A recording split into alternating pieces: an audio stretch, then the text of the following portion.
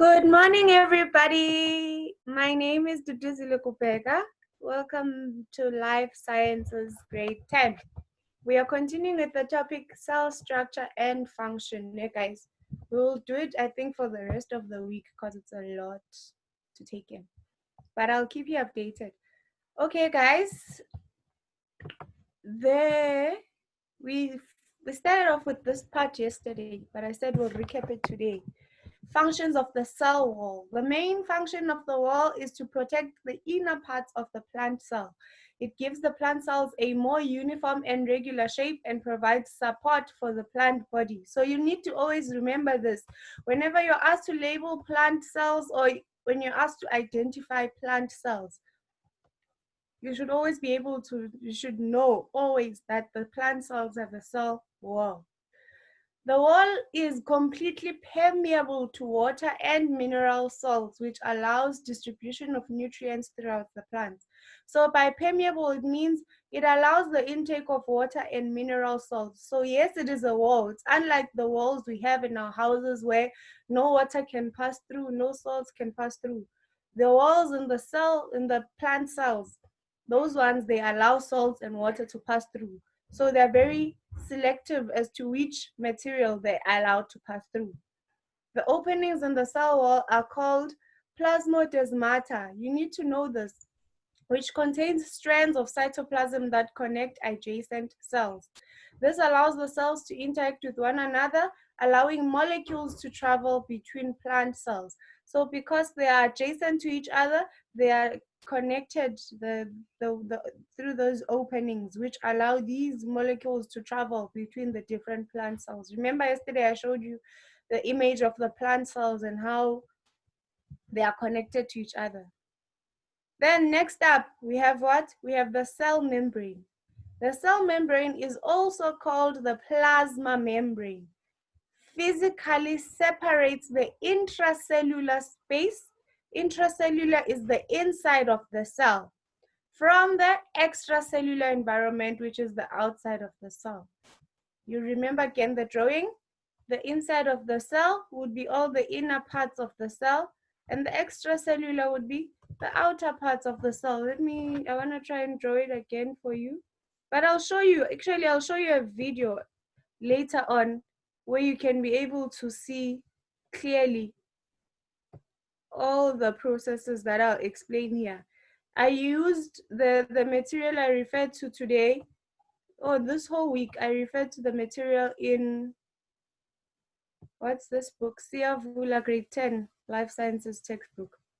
So that one is the one that I referred to, and all the videos are videos that were suggested by that book.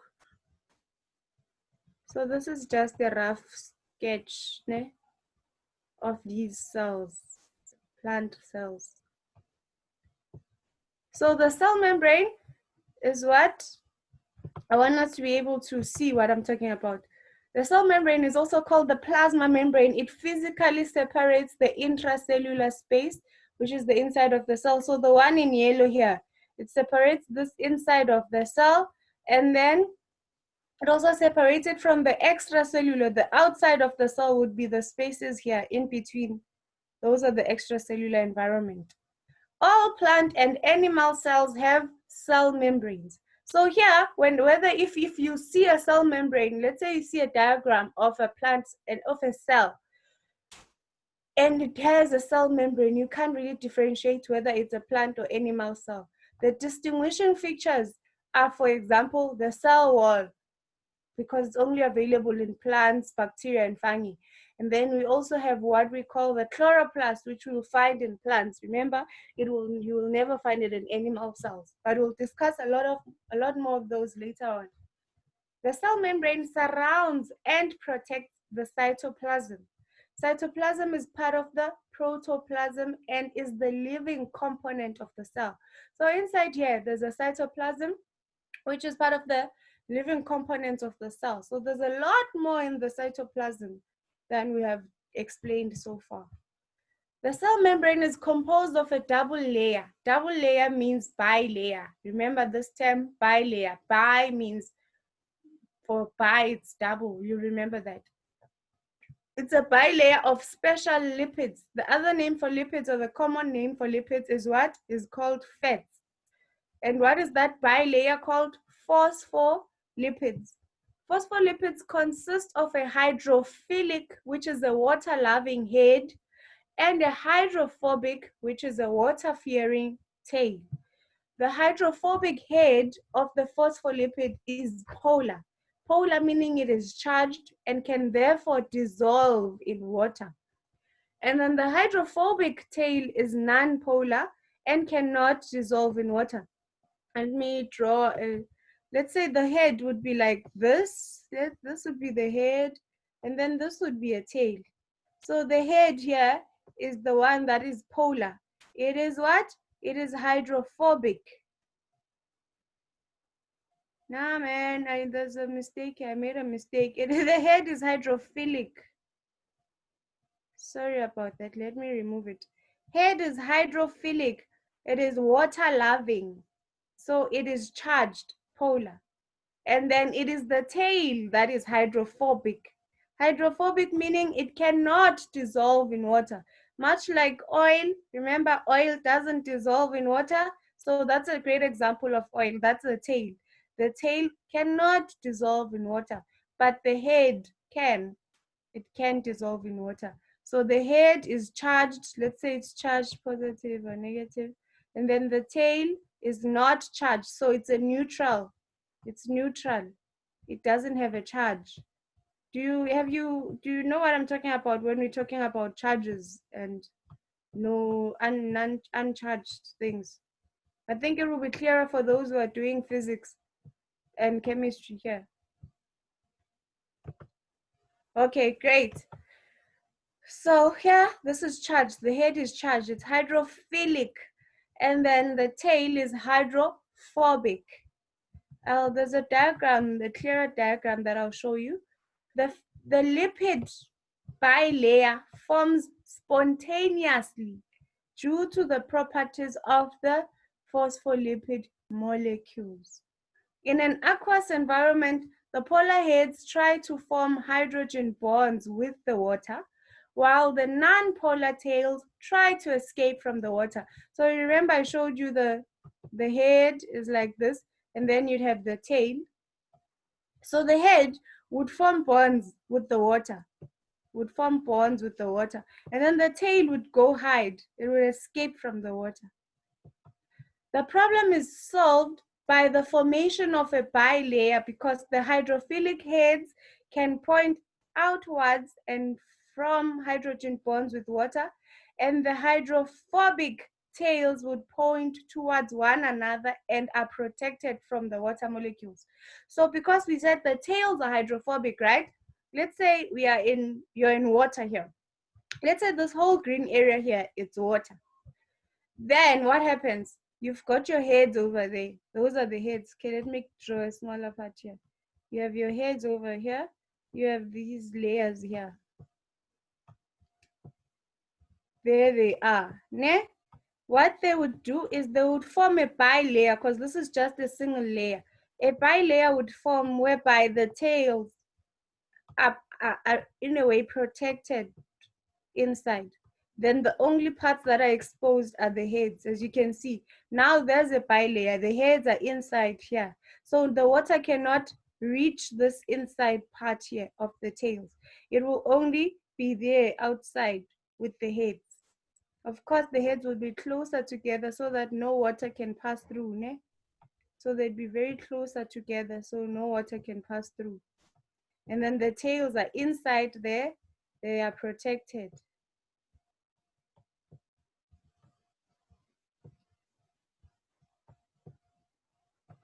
Like that. There, you see this diagram? This is the lipid bilayer showing the arrangement of phospholipids. They contain the hydrophilic polar heads, meaning it is charged. Charged in what? The charges can then bind with the hydrogen bonds of the water. That's why they can bond together and they are able to diffuse in water and dissolve in water, man. And then the tails are hydrophobic and non-polar. They are uncharged, so they cannot dissolve in water. They run away from the water. They escape the water. So you see when it's like this, the tails over there are protected. The tails are protected and the heads are exposed. I hope that is clear to you. There. So when you're asked to draw a phospholipid bilayer, this is what you draw. You show your heads, the heads over there, and you show the tails inside. All the exchanges between the cell and its environment have to pass through the cell membrane. The cell membrane is selectively permeable to ions. Remember when we said it chooses which material to allow to pass through. That means it is selectively permeable. It chooses, it selects. It doesn't just allow everything to pass through. So it is selective in its permeability. So it's selectively permeable to ions. For example, hydrogen and sodium. It allows hydrogen to pass through. It allows sodium to pass through.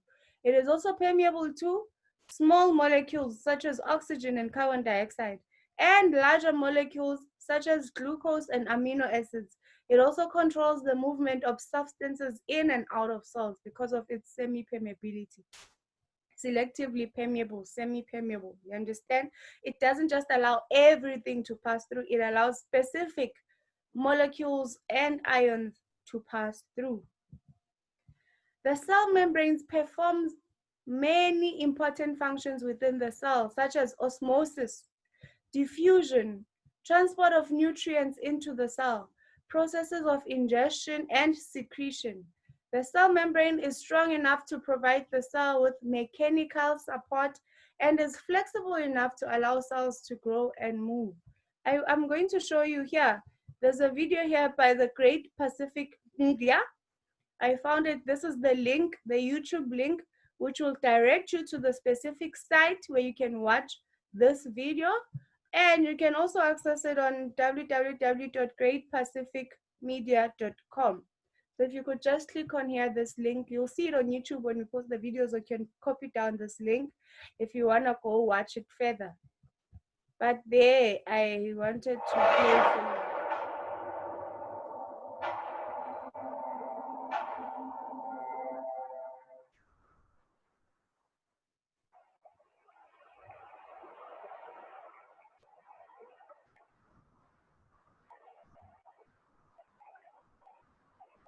Cells are the smallest unit of life. There are single-cell organisms and multi-celled organisms like ourselves, made up of trillions of cells.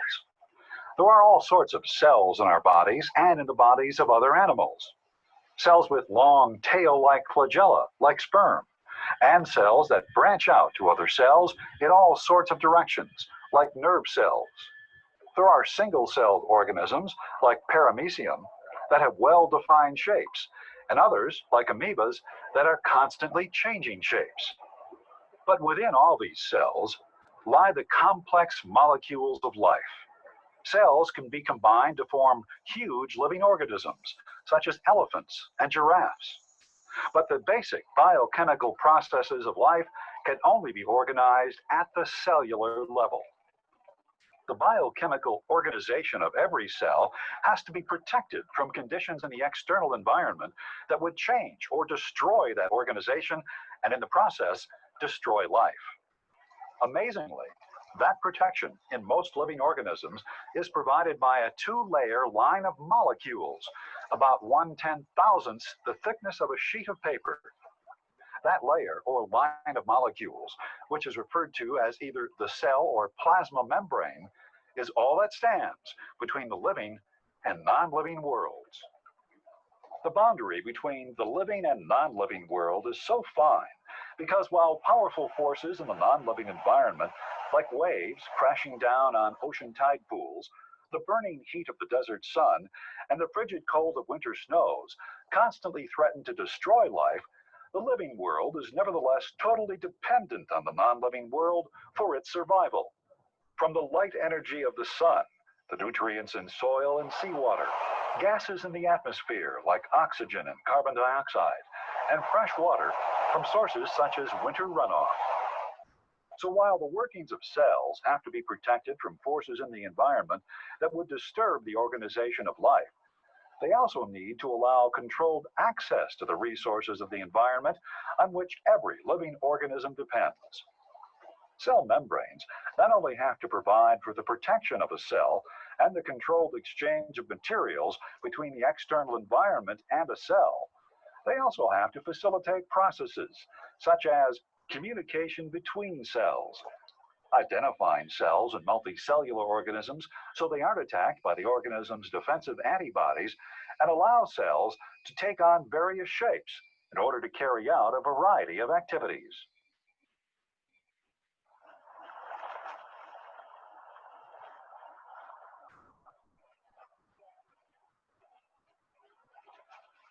While in animals, the cell membrane is exposed directly to the external environment, in the cells of certain protists, most bacteria and fungi, and all plants, the cellular membrane is covered by a stiff non-living cell wall. In plant cells, the cell walls are composed of cellulose and other polysaccharides, while in fungal cells, the walls are made up of a modified polysaccharide called chitin.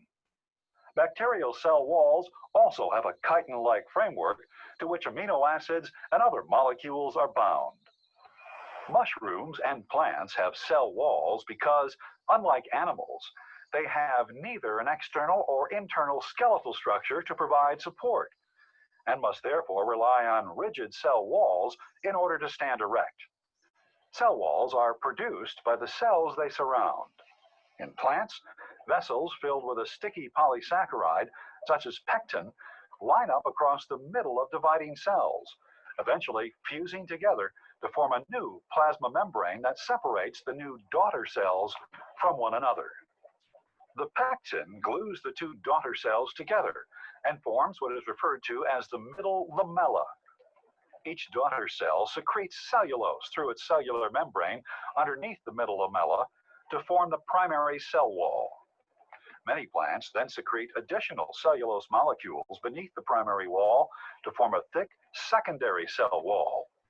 In some plant cells, the secondary cell wall may become thicker than the rest of the cell. The cells that form tree trunks and branches have these very thick cell walls. These cells are composed almost entirely of cellulose. Without these strong and thick cellulose walls, trees would be incapable of supporting their large loads. Cell walls, in addition to being strong, are also porous to allow the passage of small molecules, such as minerals, amino acids, and sugars, to the cell membrane. Just as in animals, however, it is the cell membrane in plants that actually controls the passage of materials between the cell and its external environment.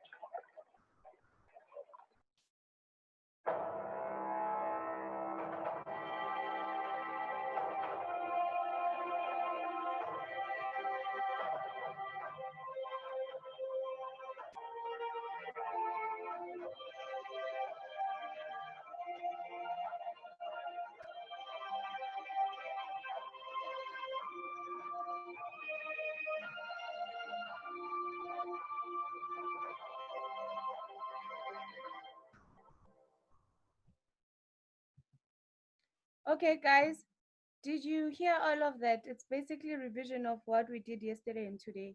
I was explaining to you more details about the cell wall and the cell membrane and the different types of organisms and how these structures differ from organism to organism. And you could all clearly see these different images of the trees and the amoebas and how it functions. They even explained the layers that make up the cell wall. Remember that? So I thought maybe it would help you guys understand better.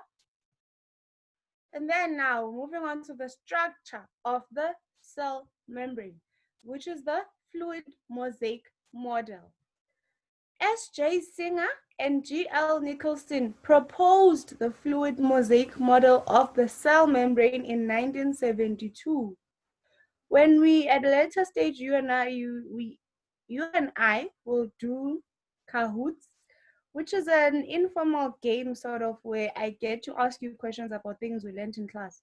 I'll tell you all about it, but expect such questions where I'd ask you the people who proposed the fluid mosaic model, and I'd give you different names. It would be like multiple choice sort of, ne? Or I'd even ask about the year this was proposed. So pay attention to these small details. This model, the fluid mosaic model, describes the structure of the cell membrane as a fluid structure with various protein and carbohydrate components diffusing freely across the membrane. So when you are asked about the fluid mosaic model, you are asked about a model or a structure of the cell membrane, which is described to be fluid in structure, with the various protein and carbohydrate components diffusing freely across the membrane. There you have the fluid mosaic model of the cell membrane. You'll see it reflects, it resembles exactly the bilipid layer, the lipid bilayer. It resembles exactly that. They are the heads, the hydrophilic heads. Then you have the hydrophobic tails over there. You see them over there. There they are. Then what else? What else is distinct about this? They said there are variety of proteins and carbohydrates that pass through. So here, let's label it. This is the carbohydrate chain. There's the carbohydrate chain, which will likely be able to pass through there. Then you have the glycolipid as well, which is also trying to pass through over there. You have your glycoprotein. There's the glycoprotein. Then there is the protein molecule, the big ones in purple. You have the hydrophobic tail. We've already discussed that. You have the internal surface membrane there. This is the internal surface membrane inside here. So this would be the external surface membrane. But it's still the head. It's clearly the hydrophilic head. It's just the one underneath here is the internal surface membrane, and the one at the top there is the external surface membrane. There it is the what? It is the phospholipid bilayer. You remember that we discussed it a lot. So when you're asked to label the fluid mosaic model, this is how you would label it.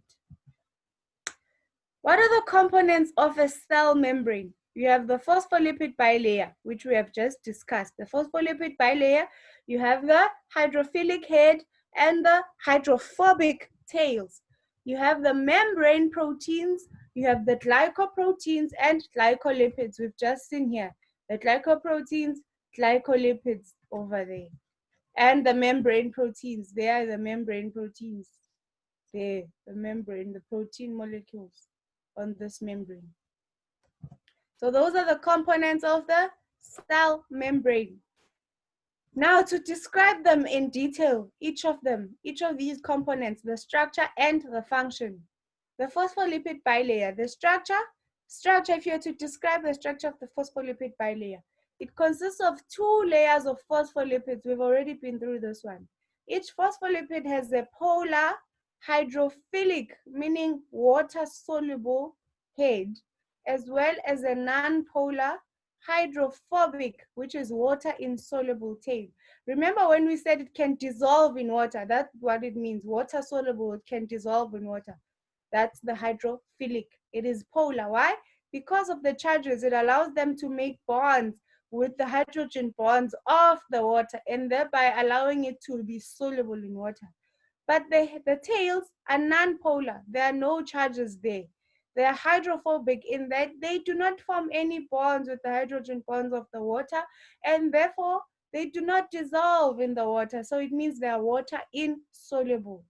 That is the tail. So think of the head as, what do you know that dissolves in water?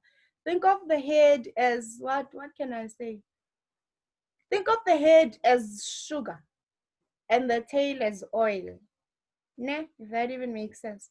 The head would be the sugar and the tail would be oil, because we know oil doesn't dissolve in water, but sugar does. So yes, head would be sugar, tail would be oil.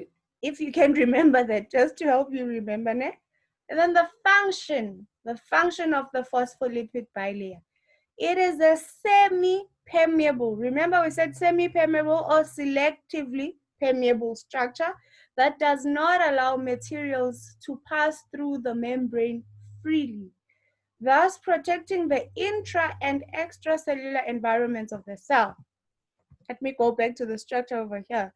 It doesn't just allow anything to pass through here. It is selective in the types of material or ions or molecules that it allows to pass through. It doesn't just allow anything to pass through. And then the membrane proteins. These, in the structure of these ones, they are proteins found spanning the membrane from the inside of the cell. Inside of the cell is the cytoplasm to the outside of the cell. The membrane proteins have the hydrophilic and hydrophobic regions that allow them to fit into the cell membrane. The function, they act as carrier proteins which control the movement of specific ions and molecules across the cell membrane. Let's go to the structure. Those proteins there. They allow certain molecules to pass. They are carriers. So if you want to have something pass through, they can allow it to pass through here instead of directly through there. They can allow it to pass through here. Ne? To show there because they would allow it there selectively. So they aid in the transport of those ions. And molecules across the membrane. Another important part is that these proteins have hydrophilic and hydrophobic regions that allow them to fit into the cell membrane. It would make sense like this. It is formed, it is embedded exactly like the heads and the tails here, right? So it means this part here, the top here, it is also hydrophilic, and the ones internally here would be hydrophobic, so that it can be around the tails. You understand that part? And then glycoproteins.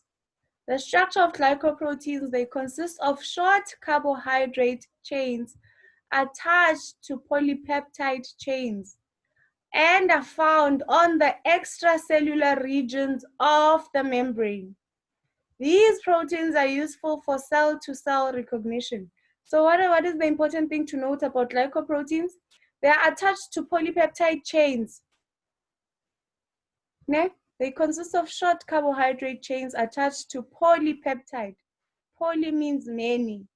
It's a long chain of these carbohydrates. Chains which are found on the extracellular regions of the membrane. There, glycoprotein. There is this polypeptide chain. You see a glycoprotein, it is on the external surface there. You see, it doesn't go down into the internal surface. There it is over there. It is attached to the polypeptide chain.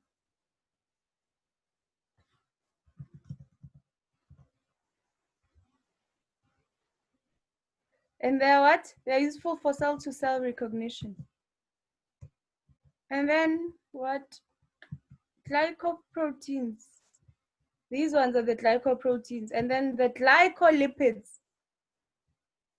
Okay, wait, did I not confuse it? Okay, it's almost the same. Glycolipids, the carbohydrate chain attached to phospholipids on the outside surface of the cell. And the function of these ones, they act as recognition sites for specific chemicals and are important for cell-to-cell attachment to form tissues. So glycoproteins are useful for cell-to-cell recognition, but glycolipids are useful for cell-to-cell attachment to form what? Tissues. Let's go to glycolipids over there. There's the glycoprotein. There is the glycolipid. You see the glycolipid there. There is the glycolipid. There is the glycoprotein. There is that carbohydrate chain they're talking about on this external surface. There is the carbohydrate chain. So there is the glycolipid for the attachment, glycoprotein for cell-to-cell recognition. So those are the components of the cell membrane. And then movement across membranes. What happens? How we describe that process there? Movement of substances across cell membranes is necessary as it allows cells to acquire oxygen and nutrients, to also add to excrete waste products and control the concentration of required substances in the cell. For example, oxygen, water, hormones, ions, because a lot of things are happening in the cell. There needs to be respiration happening, gaseous exchange, cellular respiration, you understand? So that's why it needs to be controlled. The movement there is necessary. It allows, you see, so it needs to be controlled. Control the concentration of the required substances, because if it wasn't semi-permeable, if it was just allowing everything to pass through, then it wouldn't be able to maintain the balance. But now it maintains it, it controls which substances to allow to pass through and which ones to not allow. The key processes through which such movement occurs include what? Diffusion. Those are the processes whereby this movement occurs. Through diffusion, through osmosis, through facilitated diffusion, and active transport. We will learn all of these 4 types of movement, and you will need to be able to identify and explain all 4. Diffusion, you know, it's the movement of gases, né? From a place of high concentration to low concentration. Osmosis, however, is the movement of water from a point of high concentration to a low concentration. And then facilitated diffusion explains the process of diffusion, but it is facilitated, it's assisted by something else. And then active transport, it's where now ATP is involved in allowing this movement to take place. But we will discuss them in detail, one by one. I don't know how long this video is. Let me see. We have time, was about 10 minutes or what. If we don't finish it, it's fine. We'll finish it tomorrow, but I'll let you watch it for now. Or do you have any questions before I play the video in case time runs out? Any questions, guys?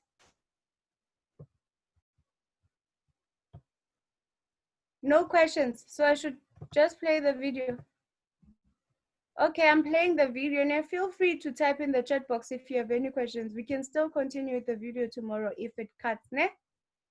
But this one is explaining different ways that molecules can travel across cell membrane. We will discuss these in detail on the next lesson. For now, it's just to give you a quick review of what actually happens. It is a video by Crash Course. You can find it on YouTube on this link over here. Or you can just click on YouTube, Crash Course, and type this topic here. Different ways that molecules can travel across the cell membrane. But here you go. Ooh, this one is long. I remember it. It is very, very long. Oh, hey, I didn't see you up there. How long have you been waiting in this line? I mean, we're like 15 minutes and it's freaking freezing out here. I mean, whose banana you got to peel to get into this club? Well, while we're here, I guess this might not be a bad time to continue our discussion about cells, because cells, like nightclubs, have to be selectively permeable. They can only work if they let in the stuff that they need, and they, kick out the stuff that they don't need, like trash and ridiculously drunk people and Justin Bieber fans. So no matter what stuff it is, it has to pass through the cell's membrane. Some things can pass really easily into cells and without a lot of help, like water or oxygen. But a lot of other things that they need, like sugar or other nutrients or signaling molecules or steroids, well, they can't get in, or it will take a really long time for them to do it. Yeah, I can relate.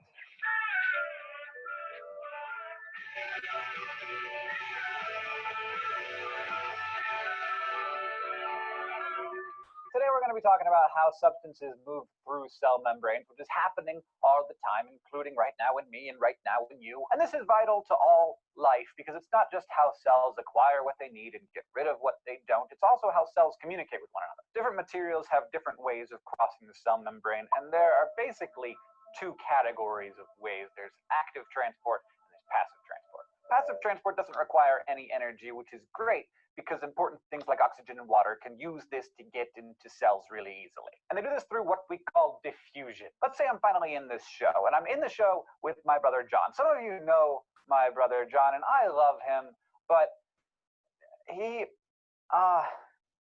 not a big fan of people. I mean, he likes people. He doesn't like big crowds, being parts of big crowds with people standing nearby him, breathing on him, touching him accidentally, that sort of thing. Because John's with me at the show, we're hanging out with all of our friends near the stage, but then he starts moving further and further from the stage, so he doesn't get a bunch of hipsters invading his space. That's basically what diffusion is. If everyone in the club were John Green, they would try and get as much space between all of them as possible until it was a uniform mass of John Green throughout the club. When oxygen gets crowded, it finds places that are less crowded and moves into those spaces. When water gets crowded, it does the same thing. It moves to where there is less water. When water does this across the membrane, it's a kind of diffusion called osmosis. This is how your cells regulate their water content. Not only does this apply to water itself, which, as we've discussed, is the world's best solvent. You're going to learn more about water in our water episode. It also works with water that contains dissolved materials or solutions, like solutions of salt water or solutions of sugar water or booze, which is just a solution of ethanol in water. If the concentration of a solution is higher inside of a cell than it is outside of the cell, then that solution is called hypertonic, like power thirst. It's got everything packed into it. And if the concentration inside of the cell is lower than outside of the cell, it's called hypotonic, which is sort of a sad version of hypertonic. So like with Charlie Sheen, we don't want the crazy manic Charlie Sheen. We don't like the super sad, depressed Charlie Sheen. We want the in-the-middle Charlie Sheen who can just make us laugh and be happy. And that is the state that water concentrations are constantly seeking. It's called isotonic, when the concentration is the same on both sides, outside and in. And this works in real life. We can actually show it to you. This vase is full of fresh water, and we also have a sausage casing, which is actually made out of cellulose. And inside of that, we have salt water. We've dyed it so that you can see it move through the casing, which is acting as our membrane. This time lapse shows how over a few hours, the salt water diffuses into the pure water. It'll keep diffusing until the concentration of salt in the water is the same inside the membrane as outside. When water does this, attempting to become isotonic, it's called moving across its concentration gradient. Most of my cells right now are bathed in a solution that has the same concentration as inside of them, and this is important. For example, if you took one of my red blood cells and put it in a glass of pure water, it would be so hypertonic, so much stuff would be in the cell compared to outside the cell that water would rush into the red blood cell and it would literally explode. So we don't want that. But if the concentration of my blood plasma were too high, all the water would rush out of my cell and it would shrivel up and be useless. And that's why your kidneys are constantly on the job regulating the concentration of your blood plasma. Okay, guys, I'm pausing it here just for today, because we're running out of time. And then I want to answer the question there. Sharon's asking the first human virus. Can you please give me feedback? Do you understand the videos? Can you follow through on the videos, or should I drop the videos altogether? Tell me, give me quick feedback, guys. Quickly tell me if you are able to understand the videos. Are you okay with them? Do you like them? And then to answer Sharon's question about the first human virus, the first human virus to be discovered or identified was the yellow fever virus in 1881. That was the yellow fever virus. And then HIV, guys, HIV isn't that old of a virus actually. I want to check when it was discovered. It was discovered in 1983. They say the discovery of HIV-1 was discovered in 1983. So yeah, you've got your answer there. Are you okay now? We can go now. I think we will take over tomorrow. 1983, remember, look how recent that is. Okay, Katlego, I will restart this one tomorrow. Did you see it's explaining the processes of, it's explaining what? It was explaining osmosis, diffusion, assisted transport, all of those things. And it gives you real life scenarios. You see when he made the example of when he's with his brother in a club and it's too crowded and the brother hates crowded places, you know, it's things like that that help you to understand, because you can relate it to real life practical experiences. All right, guys, I will see you tomorrow. Bring more questions tomorrow, and then I also have prepared homework for you. I'll give you tomorrow. We are finishing up with the topic, and then I'm also giving you homework. What is this? Is bacteria an animal or a plant? Hi guys, bacteria is bacteria. Remember the fillers. You are supposed to have done the fillers. I'll do a quick recap of that. The family, there are fillers, like there's an animal filler, there's a bacteria filler, there's a plant filler. So it is bacteria. It's neither an animal or a plant. It is just bacteria. It has its own different types of species under that phylum of bacteria. Ne? Please, please, please don't get that confused. I don't know, man. That's supposed to know this information already, but I'll try cover that section that explains this question. Thank you for that question, actually, Sharon. We will cover that so that more people can understand. Ne? All right, guys, we are out of time now. Bye, ne? I will see you tomorrow. Enjoy the rest of your day.